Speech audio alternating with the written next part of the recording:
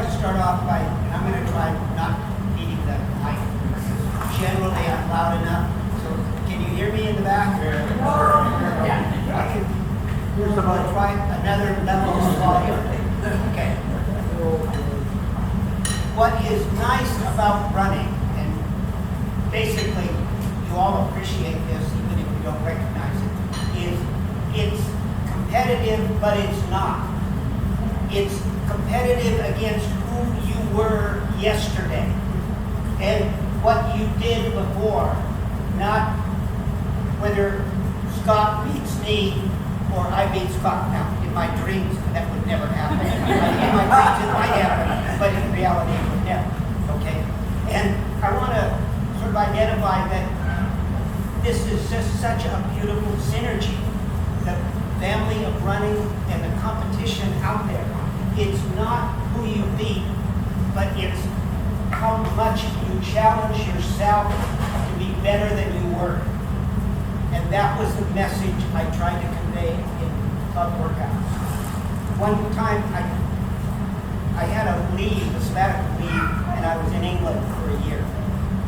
And another guy took over the club's direction.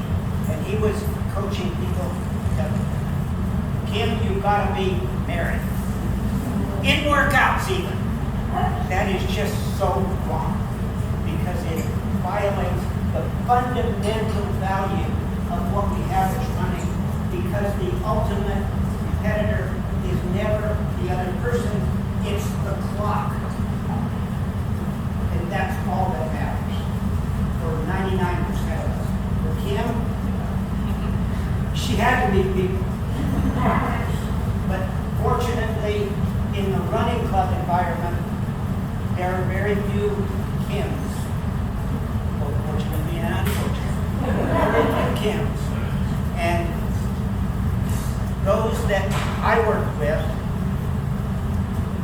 were often overly driven. Here's a quote, and I'm not going to put an attribution on it. If I couldn't run, I'd kill myself.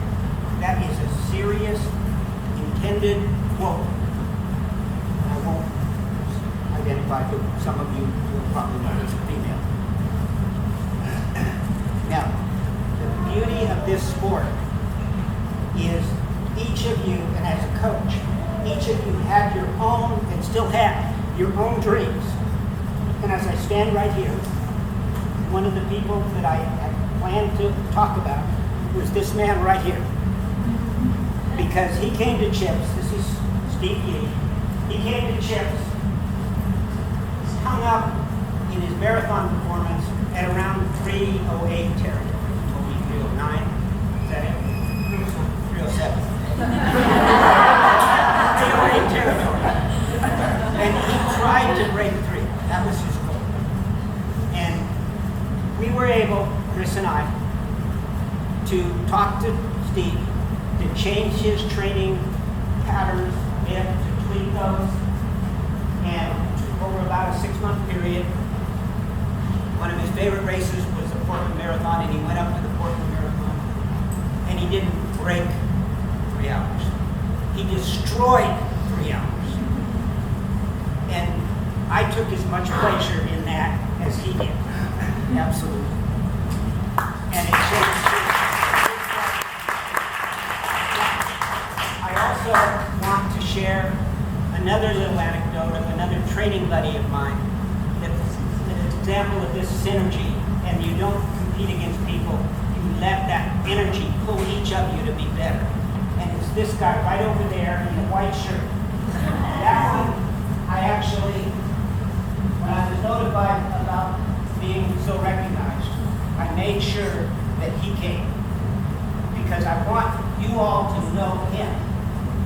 Because he's done something unbelievable as a runner. He was my Wednesday training buddy while he was a student at Sac State. We met on Wednesdays at noon and ran 10-mile tempo runs. All I ever saw of him after we started was his butt disappearing down the trail. But damn it, I did not let that get any further ahead of me. And it absolutely is going to be his ability